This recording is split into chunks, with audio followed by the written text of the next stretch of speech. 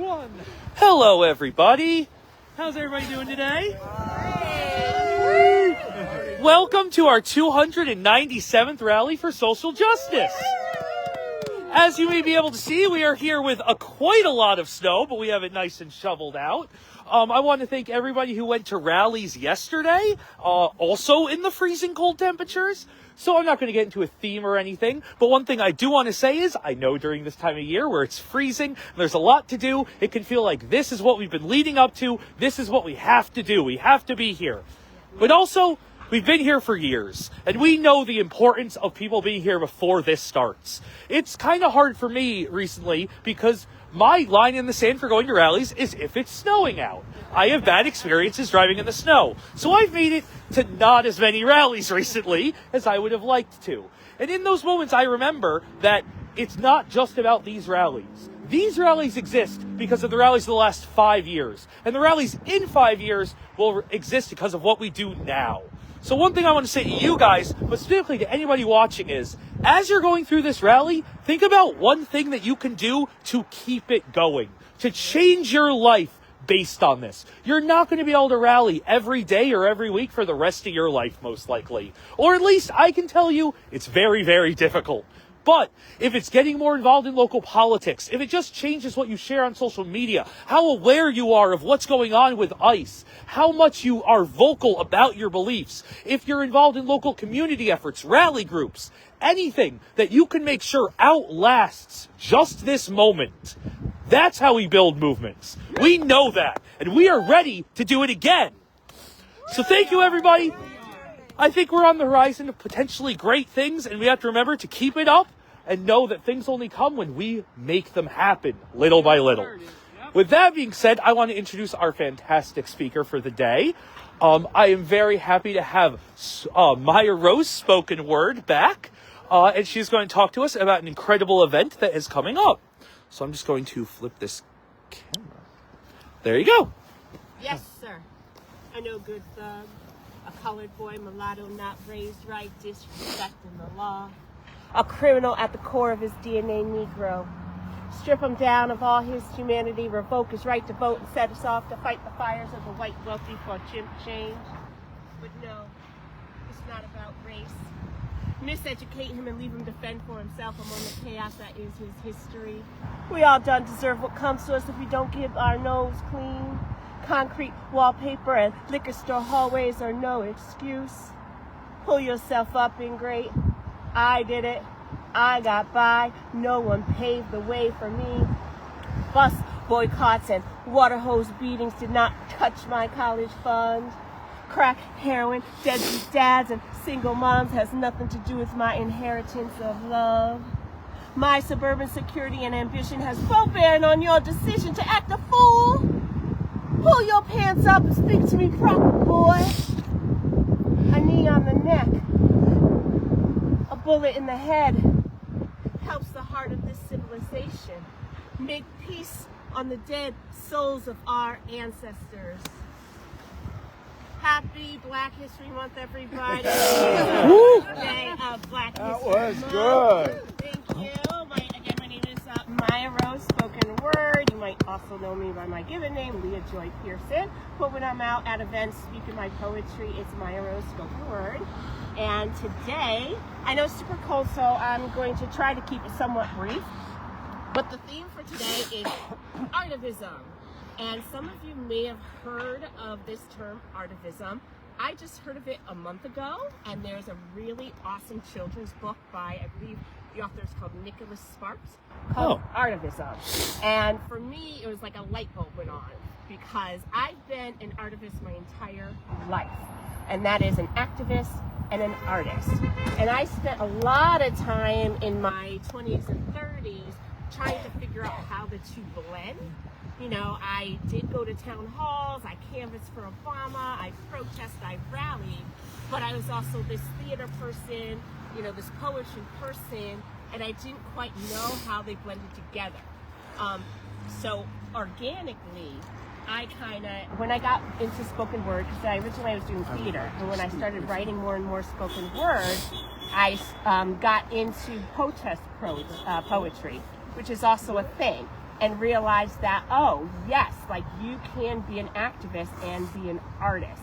Not only are you just as important as the boots on the ground, in some ways, we have a bigger influence over people when we are an artist, because by sharing our art, we are getting in through the back door method, through the subconscious mind. We're able to say things easier sometimes than a newscaster. We're able to poke the bear a little bit more without an explosion happening, because we're putting it in this creative bubble of truth, beauty, and art. And in my personal opinion, I feel like more change has come from these artists than maybe the leaders, the presidents, the speakers, which they've made a lot of change. But just think about what the television show Modern Family did for gay rights. Also think about, oh my God, Temple Grandin, what that movie did for autism advocacy. I had so many in my head on my way here of like examples of it, but yeah. So it does a lot, and I want to point out our beautiful artwork by Julie. Julie, what's your last name? Julia Provey, because this is a great example of artivism, and my intention today is to bring out the artivist in all of you and just show you that you don't necessarily have to have a bullhorn to make a difference. Just sharing your art, talking about your art, coming to rallies and bringing your art speaks volumes over maybe some of those yelly talking heads that we see on the 24-hour news station. And so we do have an event coming up on February 8th. So it's like, I love that Rick called me for today to open up Black History Month. And then we're doing an event to close Black History Month. It may be the shortest month, but it is going to be the most powerful. And that's February 28th at the Southbury Library. We're being hosted by the Arts and Culture Alliance of Southbury to do a theater artivism event. Me and some of my friends, we produced a play called Not Disposable, based on the great work of Steve Perlato. What? They are not disposable. Yes, so we were able to get a grant to go to the Connecticut Theater Exchange. Me and my writers group, we produced a show. We've showcased it there. We had 2 stage readings in Waterbury. We're looking into a collaboration with the Seven Angels Theater to get a full stage production of it. But the essential theme is around Ayanna Jones, who, as you know, was a 10-year-old shot and killed in 2010 by police, and of course got off. She was sleeping on her grandmother's couch under a Disney blanket. And what Steve has shown in his series of They Are Not Disposable, 16 different African Americans brutalized by police, and what came out of George Floyd's murder with Justice Southbury starting, we're seeing that this goes way back, and I love that we are mobilized with our latest tragedies, but it's also to remember this has been going on a long, long, long time. So it's always important for us to, change minds one by one. And I do think it happens on the community level through inspiring someone to just shift gears a little bit. The analogy I like to use is Star Wars.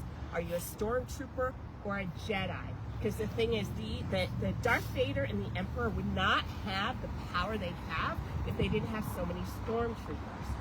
So by being able to just shift the perspective of one person that in your proximity, in your workplace, in your community, you're going to create less stormtroopers for them to, demolish the world, blow up the Death Star. But anyway, that event is February 28th from 11 to 1. You're going to see Artivism in action. We're going to have some poetry from the show, as well as a community conversation panel discussion on theater artivism and racial justice and how do we stop police brutality. And none other than our community panelists who are going to be there is Rick. Richardson is going to be one of our community panelists, along with Pastor Tuesday from the Episcopal Church in Woodbury, and videotaping it is our artivist right here. Jeremy's going to videotape it and stream it on the Justice Southbury page. And where are you going to be? We're going to be at the Southbury Library. Okay. And I'll post it to the Justice Southbury page. We'll get out in the email too and everything. Beautiful. Yes, because I also want to bring up that Jeremy is an artivist as well. We were talking before you arrived about how, we do, as activists, we do need to pay some sometimes. We can't be at every rally. And I was sharing with him, with the stuff that he's doing in his gallery, showing his artwork, he then gets an opportunity to talk to people about the other stuff he's doing. And that can sometimes have more of a ripple effect than running around, the state going to every single rally. So through that art, whether it's something that's revolutionary art, like my poem you just heard and her work, or if it's just art from your heart, which is going to bring me to my next poem, because being an artivist doesn't always mean you have to do protest poetry. Brene Brown says that it's hard to hate somebody close up. So just sharing your heart, sharing what makes you different, sharing a little piece of your world with another person is going to bring people together. So this next poem is called The Middle Place. It's about me growing up as a mixed race person with a black father and a white mother in a suburban community. The middle place, in which the black on my face covers up the white genes I carry within. Unable to fully embrace the shame that history has set upon my people. I have no right to claim my part in the ethnic grand falloon of fried chicken, collard greens, and God almighty. White girl, trapped in a black girl's body, dancing off beat to the music. Unsettled identity found in a box of relaxer at a Debbie Gibson song. I give props to Mariah in a language that I am not supposed to use, the slang of which dangles suffocating my outward appearance. A shell of myself that I am obligated to pay tribute to, in a mode of composure that keeps our reputation in good standing. The public view of my kind rests solely on my ability to act right. However, my whiteness, though not so much anymore, gives me a free pass for things like sports, spelling, and oppression. Though the native whisper of our ancestors' blood transcends the segregation, with a gentle wisdom from above. So that is an example of how art can bring us together by just me sharing a little slice of what my experience is so that someone can walk in my shoes. And everyone has one of those stories, whether it's just about something in your past that you felt left out, or you made someone feel like they were left out, you were judged, or you judged another person, or maybe you had a speech impediment, or you were overweight, or you happened to not be in a mainstream religion, or anything, or. Everyone has their or that makes them feel left out, and that's the part of what creates these divisions, is that otherness. And so as we share little pieces of our heart and our experience with another person, then we're allowing them to not see us as other and see us as brother and sister. I'm going to shout out another event that I hope you come to learn to write your own original spoken word poem. It's going to be February 21st at Achilles Nest Vineyard in Sandy Hook. So you can whine and rhyme. It is under the theme of Black History Month, but the poem does not have to be specifically about Black History Month. I want you to share whatever is important to you, whatever is on your mind. Black History Month is a time for us to come together through all races and all creeds. It's about unity and sharing this melting pot that we are as Americans. So again, I'll put that up on the website.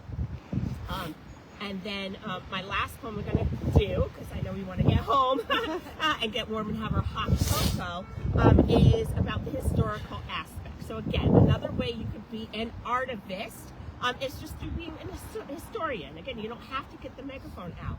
Just by learning history and sharing history about the hidden figures of the African American contributions to our land. Again, it's Black History Month, so it's about unity. It could be about a Mexican American. It could be about a woman. Anything. It does not matter. It's about the vision that we all are part of this melting pot.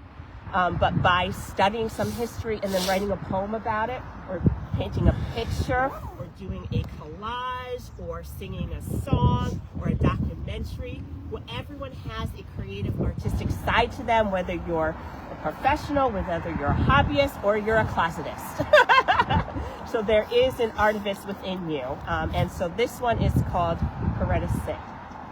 Oh, if I can remember it. A letter read, Elizabeth Warren berated. Coretta Sing, Coretta strong. I oppose justice, hear our voice. Sweet home Alabama sung around the fire. A woman, black silky skin speaks. Chill the free exercise of the ballot. Walk with me. Tear, still she stands. A shabby attempt, Mr. Man. Justice, chairman, committee. Reprehensible conduct rewarded to the highest office. Have deaf ears lost this legacy? Divine masculine, rooted together towards a better kind of life and prayers to die a natural death. King of kind and dinner on the table, resolve made immortal. Service by two and the work goes on, though she grieves. A podium set in a pool of blood. Peace by a nation reaching past a vision of short sight. Inspiration by a movement left in our hands, and a holiday.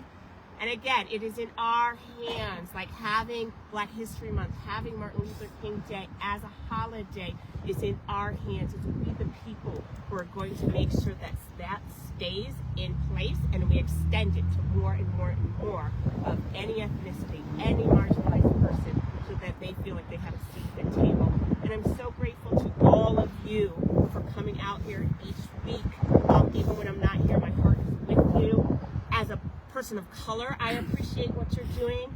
As an American, I appreciate what you're doing. As a fellow activist, I appreciate what you're doing. We're all in it together. Thank you, Southbury, for allowing us to share our voice in this way. Thank you to Rick and Jeremy and to everyone who is supporting this cause. And thank you for always inviting me back. I appreciate it. I'll see you on, well, I'm going to go over the dates again. February 28th at Southbury Library. February 21st at Killer's Nest. And one last thing, February 11th out in Danbury, the Danbury Poet Laureate is having an open mic at the Booksmith shop. She's the one who did that event for Advocates for Immigrants. And it's at 7 o'clock at the Booksmith shop. The featured poet, if you have a poem, you can come and read some poetry, and then find me on YouTube, on my Patreon. Support the arts, support the artivists, and I'll post everything on the Facebook page. And now you can go home and have fun. Woo! Thank you. Yeah. Thank you. Okay. Yes. Rich, I know Rich wanted to speak. Make it quick. Did I go Oh, too yeah. long? No, not at all. No. So much. I'm going to take It was full of good information. the position of honor. I have to tell you, that was wonderful. I'm so happy I came to see you today because I think you've turned me into an artivist. Yeah. And here's how, with my words. On Friday, I was celebrating somebody's promotion, I guess. And I met someone who said to me he felt powerless. He felt like nothing he did mattered. He felt very small. And I said to him, well, you probably feel small like a raindrop. He said, yeah, exactly. I'm just a little raindrop. I'm nobody. I said, well, imagine this. You are a raindrop. You land in the soil. And then you dribble down into a stream. And then that stream, you meet a few people, goes into a brook. And then you meet a few more people. But you're still that one raindrop. And then you find yourself in the mouth of that brook, and all of a sudden, empty with trillions and trillions of other raindrops into a river. Let's call it the Mississippi. So everybody here, one raindrop at a time, and that new friend of mine, one raindrop, will turn into a river and overwhelm those that are trying to do injustice to this country. Thank you. Ooh. Thank you. Okay, is there anybody else interested in speaking? Okay. Well then, if anybody wants to get here, we'll do fired up and ready to go. For a picture? Okay. Yeah. Fired up and ready to go. Fired up. Kind of a picture. That's what we sang. Yeah. You're gonna lose your I like it. Hey. I supported you. Oh. Yeah, that's good. Oh, perfect. Are we fired up and ready to go? Ready to go? Fired up! Ready to go! Fired up! Ready to go! Let's go change the world and make sure everybody knows hate has no home here in our communities, even on these cold days. Thank you, everybody.